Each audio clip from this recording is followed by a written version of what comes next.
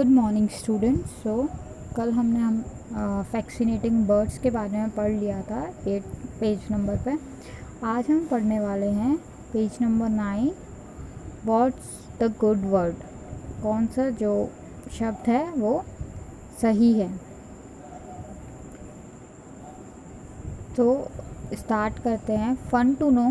सबसे पहले कुछ ऐसे वर्ड्स हैं जिनको जानकर आपको बहुत अच्छा लगेगा और आपने उन वर्ड्स को सुना है, तो देख लेते हैं कौन सा वर्ड किस तरीके से आया है। तो पहला वर्ड है हमारा, learn how these words came into the English language from different languages. तो जो अभी हम पहले पढ़ने जा रहे हैं वो कुछ ऐसे वर्ड्स हैं जो कि अलग लैंग्वेजेस से आए हैं इंग्लिश लैंग्वेज में।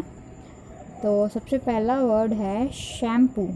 शैम्पू देखा है सभी ने, शैम्पू क्या होता है, लेकिन किसी को पता नहीं कि शैम्पू का मतलब असल में होता क्या है। तो जो शैम्पू वर्ड है वो हिंदी वर्ड से आया है। हिंदी का वर्ड था पहले। हिंदी का वर्ड जो चंपो या चंपना, जैसे मम्मी कहती है ना, जैसे कि हम चंपी कर देते हैं हेयर्स में, या फिर चंपी कर लो, इससे अच्छा लगेगा। तो जो शैम्पू वर्ड है वो हिंदी वर्ड से आया है, जो कि चंपो या चंपना से कन्वर्ट होकर उसे शैम्पू बोला जाता है उस वर्ड को, जिसका मतलब होता है मसाज।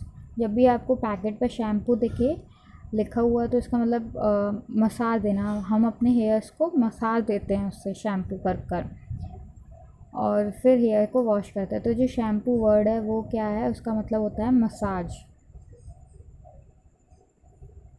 सेकंड वर्ड है एडवर्टीज़मेंट। एडवर्टीज़मेंट वर्ड जो है, एड्स तो सबने टीवी पे देखे ही होंगे। जो ऐड आते हैं टीवी पे किसी भी एपिसोड या कुछ भी मूवीज़ वगैरह होती हैं, उसके बाद बीच में ऐड आते हैं, एडवर्टीज़मेंट।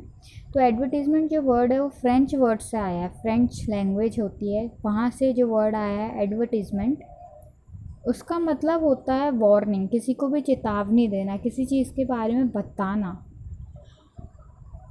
पहले से कि ये चीज़ नई है और इस तरीके से। तो एडवर्टीज़मेंट वर्ड जो है फ्रेंच वर्ड से आया है। थर्ड है हमारा ketchup. Ketchup from Cantonese word meaning tomato juice. जो कैचअप है वो, कैचअप देखा होगा, टोमेटो कैचअप आता है। कैचअप वर्ड कैसे आया? तो कैचअप वर्ड जो है वो कैंटोनीज वर्ड से आया है, जिसका मतलब होता है टोमेटो सॉस। कैंटोनीज लैंग्वेज से कैचअप वर्ड आया है इंग्लिश लैंग्वेज में, जिसका मतलब होता है टमाटर का जूस, टोमेटो का जूस। फोर्थ वर्ड है track. Track from an African word meaning move.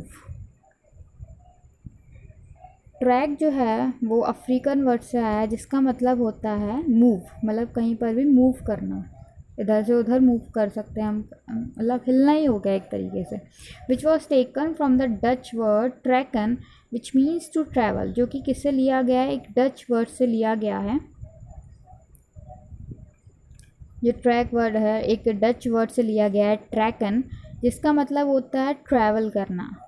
मतलब हम कहीं पर भी मूव करते हैं या फिर कहीं घूमने जाते हैं, तो मतलब न्यू न्यू प्लेसेस को देखते हैं, तो मतलब हम ट्रैवल कर रहे हैं। तो जो ट्रैक वर्ड है वो एक डच वर्ड से आया है,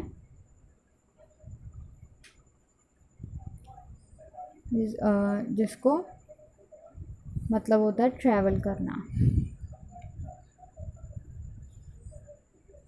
बालकनी फ्रॉम द बाला। जो बालकनी वर्ड है वो आया है बाला, जिसका मतलब होता है अबव, ऊपर की तरफ, प्लस खाना। खाना मतलब होता है हाउस, घर। तो ये हिंदी वर्ड है बाला, खाना। बाला मतलब ऊपर का खाना, ऊपरी कोई जगह। इसको मिलाकर जो इंग्लिश लैंग्वेज में वर्ड आया वो है बालकनी।